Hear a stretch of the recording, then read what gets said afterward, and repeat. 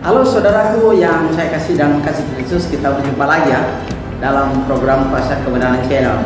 Saudara, kita saat ini akan membahas pertanyaan minggu lalu yang diajukan minggu lalu, yaitu apa yang terjadi setelah hati nurani manusia dicuci atau dibersihkan oleh darah Kristus di dalam air, atau apa yang terjadi setelah keluar dari dalam air. Nah saudara, pertanyaan ini yang diajukan minggu lalu, pada saat ini kita akan membahasnya bersama. Tapi sebelum kita akan membahasnya bersama lebih detail, lebih dalam, mari kita berdoa. Aba ya Bapa di surga, terpujilah Engkau di tempat-Mu yang Maha Kudus. Engkau layak dipuji, ditinggikan, dimuliakan. Pada saat ini Bapa, dalam pekerjaan-Mu kami akan mengajarkan kebenaran-Mu. Biarlah sekiranya acara ini dari awal hingga akhirnya jadi sesuai dengan kehendak-Mu. Dalam nama Yesus kami bawa diri kepada-Mu. Amin. Saudara, sebelum kita akan membahas bersama tentang pertanyaan ini, mari kita membaca firman Tuhan yang terdapat dalam Roma pasal 6 ayat 4. Ya, Roma pasal 6 ayat keempat dalam terjemahan Indonesia Yunani, saudara, dikatakan begini. Roma 6 ayat yang keempat.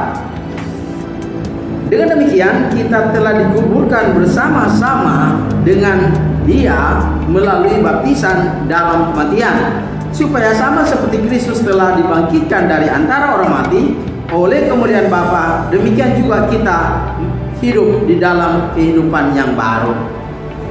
Saudaraku, tujuan pembahasan kita pada saat ini adalah mengajarkan atau menekankan kembali ke Alkitab bahwa ada dua kata yang sangat penting manusia mengerti, yaitu masuk ke dalam air dan keluar dari dalam air. Nah, tema kita pada saat ini adalah manusia baru. Tujuannya mengajarkan bahwa ada dua kata, masuk ke dalam air dan keluar dari dalam air. Tidak ada percik atau tuang di dalam keselamatan, rencana keselamatan umat manusia yang dirancang oleh Allah. Saudaraku yang saya kasih dalam kasih Kristus, minggu lalu telah dijelaskan bahwa kata keluar dari dalam air itu bahasa Yunaninya, saudara, dikatakan ya hudatos, yang artinya keluar dari dalam air. Berarti sebelumnya mereka keluar, masuk ke dalam air. Itu Kisah Rasul pasal 8 ya, ayat 38. Dan keluar dalam air itu Kisah Rasul 8 ayat 39. Nah saudara, kita akan bahas pertanyaan minggu lalu, yaitu apa yang terjadi ketika ya setelah kita hati nurani manusia dicuci atau dibersihkan oleh darah Kristus di dalam air itu. Artinya apa yang terjadi setelah kita keluar dari dalam air. Nah, perjanjian baru menjelaskan kepada kita, saudara, adalah pertama, ketika kita keluar dari dalam air atau setelah kita dicuci hati nurani kita oleh darah Kristus di dalam air, maka pertama kali, yaitu Markus 16 hingga 16, pertama kita diselamatkan. Itu Markus 16 hingga 16. Jadi baptisan itu adalah menyelamatkan, bukan tidak menyelamatkan. Kalau ada manusia mengatakan tidak menyelamatkan, berarti dia tidak menyelidiki Alkitab secara detail, secara hati-hati. Kedua saudara, apa yang terjadi setelah hati nurani manusia dicuci atau dibersihkan oleh darah Kristus di dalam air? Yang kedua saudara, dia menerima hidup yang baru di dalam Kristus, sebagaimana kita baca tadi dalam Roma pasal 6 ayatnya yang keempat. Dan yang ketiga saudara, apa yang terjadi setelah hati nurani manusia dicuci atau dibersihkan di dalam air, setelah keluar dari air, apa yang terjadi? Yang ketiga saudara, dia memperoleh anugerah kudus. Karena apa? Karena Kisah Rasul pasal 2 saudara, ayat yang ke-38, Petrus menekankan bahwa orang Israel yang mengikuti Yesus harus dibaptis. Untuk apa? Jalan keampunan dosa. Nah setelah dia melaksanakan itu, maka mendapatkan anugerah Roh Kudus. Jadi ketika kita keluar dari dalam air, maka Allah memberikan anugerah atau karunia Roh Kudus kepada setiap personal atau pribadi yang melaksanakan baptisan itu yang terjadi di dalam air, bukan di luar air.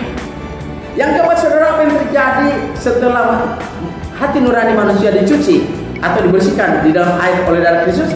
Yang keempat adalah, yang terakhir adalah dia menjadi warga negara kerajaan Allah. Itu dijelaskan di mana? Pertama saudara, dalam Kisah Rasul pasal 14 ayat ke-22. Ketika Paulus menekankan bahwa kita menjadi warga negara kerajaan Allah, kita harus mengalami berbagai aniaya. Kemudian saudara, dalam Kolose 1 ayat 13, ketika kita menjadi warga, ketika kita keluar dari dalam air, kita ditambahkan oleh Allah dan dipindahkan dari kuasa kegelapan setan ke dalam kerajaan anak yang dikasihnya. Itu Kolose 1 ayat 13. Kemudian 1 Petrus pasal 29 dikatakan, kamulah imamah yang berkerajaan, bangsa yang kudus, suatu umat pilihan Allah, ya. Dan ini menunjukkan kepada kita, saudara, kita menjadi warga negara kerajaan Allah, bukan denominasi, bukan hak, bukan sekte, tetapi adalah warga negara kerajaan Allah. Saudara, kita harus tahu bahwa para rasul itu menjadi warga negara kerajaan Allah. Mulai Kisah Rasul pasal 2 ayatnya ke-41, 3.000 orang dibaptis. Kemudian kita Roma, Korintus, Galatia, Efesus, Filipi, Kolose, mereka itu adalah warga negara kerajaan Allah. Tidak pernah dijelaskan di dalam Alkitab secara terbuka, secara faktual bahwa menjadi denominasi. Tidak, saudara. Para rasul menjadi warga negara kerajaan Allah. Itulah sebabnya sebelum warga negara kerajaan Allah itu datang, Yesus katakan dalam Matius 6 ayat 33, carilah dahulu kerajaan Allah serta kebenarannya, maka sekaliannya itu akan ditambahkan kepadamu.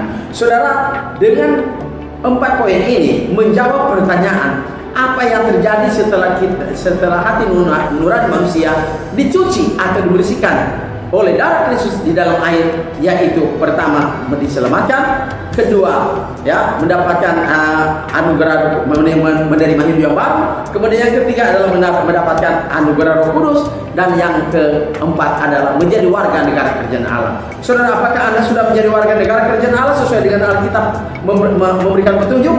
Kalau tidak, saat ini Anda dapat menjadi warga negara kerajaan Allah. Dan jika saudara memiliki pertanyaan, hubungi kami di nomor yang akan disebutkan pada akhir pembahasan nanti. Saudara, semoga dengan pelajaran ini memberikan paradigma berpikir kita dan memberikan pengetahuan kepada kita bahwa tidak akan pernah dan tidak pernah di dalam perjanjian baru dari Matius sampai Wahyu mengenai keselamatan itu orang dipercik atau dituangkan atau dengan bendera atau dengan pasir, tetapi masuk ke dalam air dan keluar dari dalam air. Semoga pelajaran ini, saudara, memberikan manfaat bagi kita dan pengetahuan rohani bagi kita agar menguatkan iman kita. Amin. Tuhan berkati. Mari kita berdoa.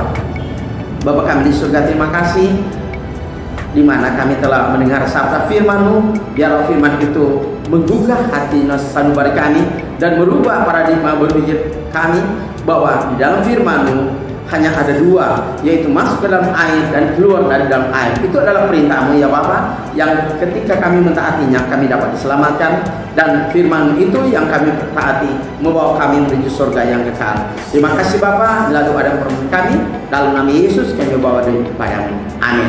Saudaraku, apabila saudara memiliki pertanyaan, hubungi nomor saya di 0853 40 42 ya 4273. Tuhan memberkati.